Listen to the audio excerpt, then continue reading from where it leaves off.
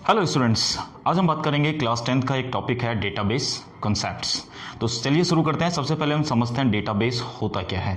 इसके लिए आपको समझना होगा एवरी ऑर्गेनाइजेशन, आप किसी भी ऑर्गेनाइजेशन की आप बात करें, suppose let's talk about school, let's talk about hospitals और किसी भी ऑर्गेनाइजेशन अगर हम बात करें तो इनके पास क्या होता है, अपना एक डेटा होता है और उस डेटा को ये क्या करते हैं, कहीं पर स्टोर करके रखते हैं so that they can further use in future. और इसी को हमने क्या बोला, डेटाबेस हमने कहा। ठीक है, तो डेटाबेस क्या होता है, ऑर्गेनाइज्ड कलेक्शन ऑफ डेटा।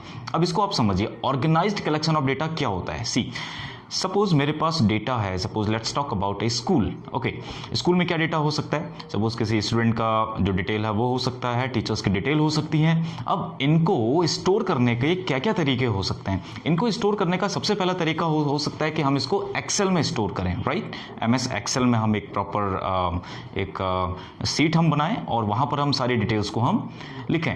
लेकिन इससे प्रॉब्लम क्या होती है, let me tell you the problem. Suppose एक क्लास के 100 स्टूडेंट्स हैं जो मैंने एक्सेल में लिखे हुए हैं, राइट। अब वहाँ पर हमने उनको डाला, उसके बाद सपोज एक स्टूडेंट है जिसका नाम है विवेक, मान के चलते हैं, राइट।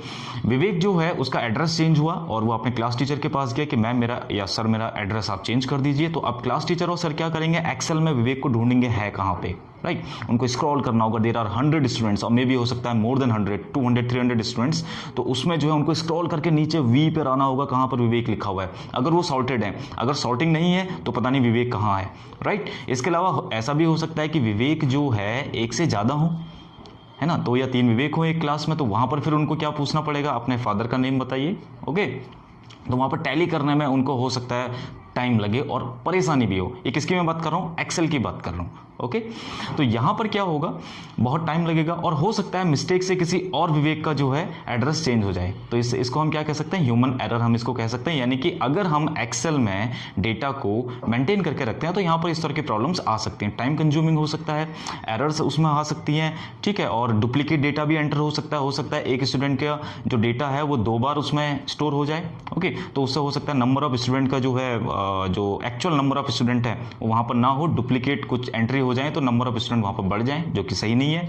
तो उसको इन सारी प्रॉब्लम्स को दूर करते हुए एक यहाँ पर हम किस नए कॉन्सेप्ट की हम बात कर रहे हैं, डेटाबेस। इसको क्या बोलेंगे ना, ऑर्गेनाइज्ड कलेक्शन। ऑर्गेनाइज्ड कलेक्शन मतलब जहाँ पर इस तरह की प्रॉब्लम नहीं है, ये प्रॉपर एक ऑर्गेनाइज फॉर्म में रहेगा। यहाँ पर जो है कितना भी बड़ा डेटा क्यों ना हो, ना तो इसमें डुप्लीकेसी होगी डेटा की, ना ही आप इसको जो है इसको सर्च करने में आपको कोई दिक्कत होगी। तो कैसे हम इसको करेंगे वो तो खैर प्रैक्टिकली हम समझते हैं, लेकिन अभी फिलहाल थ्योरी के लिए आपको ये समझना है कि this is organize collection of data. I hope you understand, this is database, ठीक है, जहां पर आपका डेटा एक ऑर्गेनाइज फॉर्म में, एक प्रॉपर फॉर्म में जो है वहां पर स्टोर है, जो यूजर फ्रेंडली है और यूजर को इजिली जो है समझ में आता है और यूजर उस पर इजिली काम भी कर सकता है बिना टाइम वेस्ट किए हुए, बिना जो है उसमें अपना दिमाग ज़्यादा दौड़ा के। ओके, तो चलिए ऐसे ही कुछ एग्जाम्पल हैं डेटाबेस प्रोग्राम्स के, वो क्या है, माइक्रोसॉफ्ट एक्सेस और माइक्रोसॉफ्ट एसक्यूएल।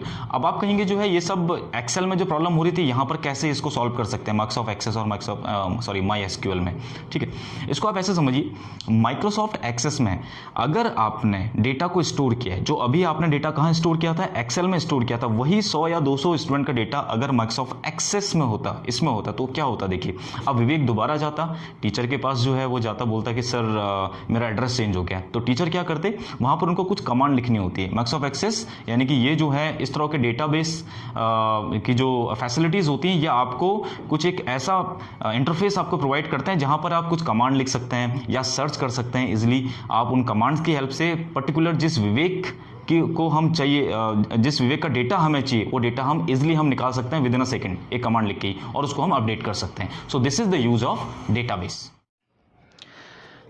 अब हम समझते हैं यहाँ पर DBMS क्या है। What is DBMS? Database management system. अब जैसे कि इसका नाम दिया गया है डेटाबेस मैनेजमेंट सिस्टम, यानी कि डेटाबेस को मैनेज करने का एक ऐसा सिस्टम, एक ऐसा सॉफ्टवेयर, एक ऐसा प्रोग्राम जिसकी हेल्प से डेटाबेस को हम प्रॉपरली क्या कर सकते हैं, मैनेज कर सकते हैं, उसको मैनिपुलेट कर सकते हैं, हैंडल कर सकते हैं। उसको हमने बोला DBMS, database management system. It is a software package that controls the creation, maintenance and use of database. Okay, database को क्रिएट करना, डेटाबेस को मेंटेन करना और उसको हम कैसे यूज़ करें वो फैसिलिटी देना, ये किसका काम है? डेटाबेस मैनेजमेंट सिस्टम का। ये भी कहाँ पर मिलेगा आपको? आपके कंप्यूटर में, पीसी में या लैपटॉप में, वहाँ पर इंस्टॉल होगा।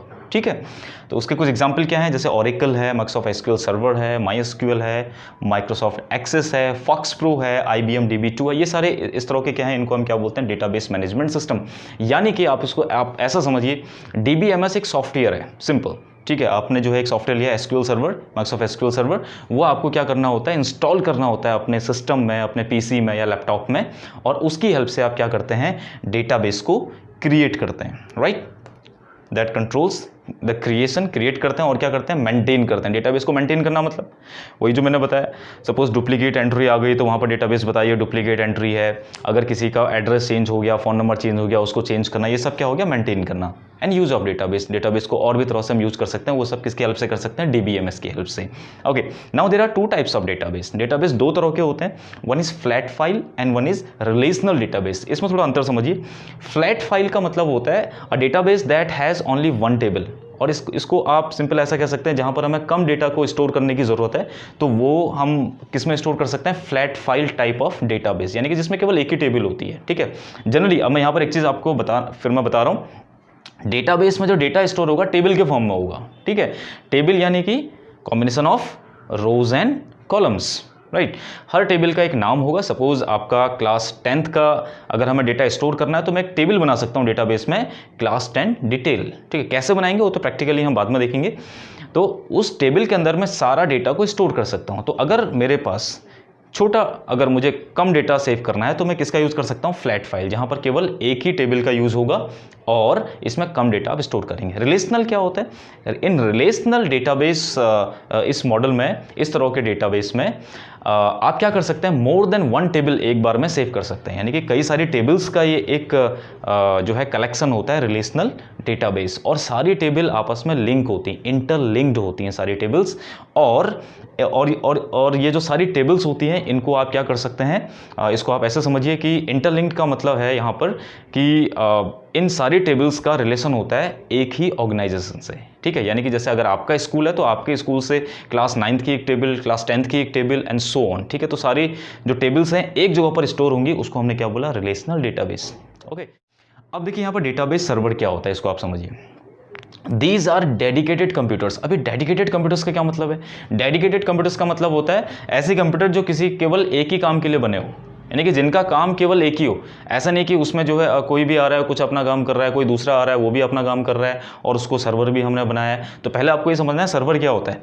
What is server? सर्वर मतलब जो क्लाइंट को, अब यहाँ पर आपको एक चीज़ और समझना होगा, सर्वर क्या होता है, क्लाइंट क्या होता है। देखिए, सपोज़ मैं जो है अपना पीसी मैंने खोला और उसमें लिखा, मैंने गूगल वहाँ पर एक्सेस किया और लिखा टेल मी अबाउट फोटोसिंथेसिस। ठीक है, तो मैं क्या कर रहा हूँ? मैं रिक्वेस्ट भेज रहा हूँ। किसको भेज रहा हूँ? सर्वर को। किसके सर्वर को? गूगल के सर्वर को। तो यहाँ पर मैं हो गया क्लाइंट, जिसको रिक्वेस्ट चाहिए, यानी कि जिसको कुछ इन्फॉर्मेशन चाहिए, जिसको इन्फॉर्मेशन चाहिए, और किसको भेज रहा है? सर्वर को भेज रहा है। तो यहाँ पर जो है आपको ये समझना है कि सर्वर क्या करेगा? रिक्वेस्ट को रिसीव करेगा क्लाइंट की, यानी कि जो रिक्वेस्ट भेजेगा, जिसको कुछ इन्फॉर्मेशन चाहिए, वो इन्फॉर्मेशन कहाँ स्टोर है? सर्वर में स्टोर है, और सर्वर उस इन्फॉर्मेशन को कहाँ सेंड करेगा? क्लाइंट के पास सेंड करेगा, यानी कि हमारे पास। तो हम हो गए क्लाइंट, और जो रिक्वेस्ट भेज रहा है ऐसा कंप्यूटर जहाँ पर सारी इन्फॉर्मेशन सेव है, वो हो गया सर्वर। तो डेटाबेस सर्वर क्या होता है? जहाँ पर सारा डेटाबेस किसी ऑर्गेनाइजेशन का स्टोर होता है। ठीक है, और ये डेडिकेटेड कंप्यूटर्स होते हैं, मतलब यहाँ पर इसका केवल एक ही काम होता है सर्वर में, यानी कि इस कंप्यूटर में क्या करना? डेटाबेस को स्टोर करना, और कुछ काम नहीं होता है इसका। यानी कि उसमें केवल हम डेटाबेस को मेंटेन करते हैं, उसमें कोई भी यूज़र आके अपना काम नहीं कर सकता है। यानी कि ऐसे नहीं कि उसमें आप मूवी भी देख रहे हैं, उसमें आप कुछ और प्रोग्राम्स भी आप बना रहे हैं, ऐसा कुछ नहीं होता है। उसमें केवल आप क्या कर सकते हैं? अपना डेटा को स्टोर कर सकते हैं। ठीक है, that hold the actual database and run only the DBMS and related software. यानी कि ये क्या करते हैं? केवल DBMS और उससे संबंधित जो सॉफ्टवेयर हैं उनको ही ये स्टोर करते हैं, इसके अलावा किसी और सॉफ्टवेयर को स्टोर नहीं करेंगे। और इस मॉडल को हम क्या बोलेंगे? Client server model. ठीक है, यहाँ पर आपको एक चीज़ और समझना है, क्लाइंट जो होता है वो फ्रंट एंड होता है और सर्वर क्या होता है, बैक एंड होता है। यानी कि जो जहाँ पर मैं काम कर रहा हूँ मेरे कंप्यूटर क्या हो गया, फ्रंट एंड हो गया, और मैं रिक्वेस्ट भेजूंगा, किसको भेजूंगा, बैक एंड पर, किसको, सर्वर को। ठीक है, सो ये हो गया client server model. Okay, so these are the few basic points of database. I hope you understand. अगर कोई भी किसी भी तरह की क्वेरी अगर आपके हो, प्लीज़ कमेंट ज़रूर करिएगा। Thank you very much.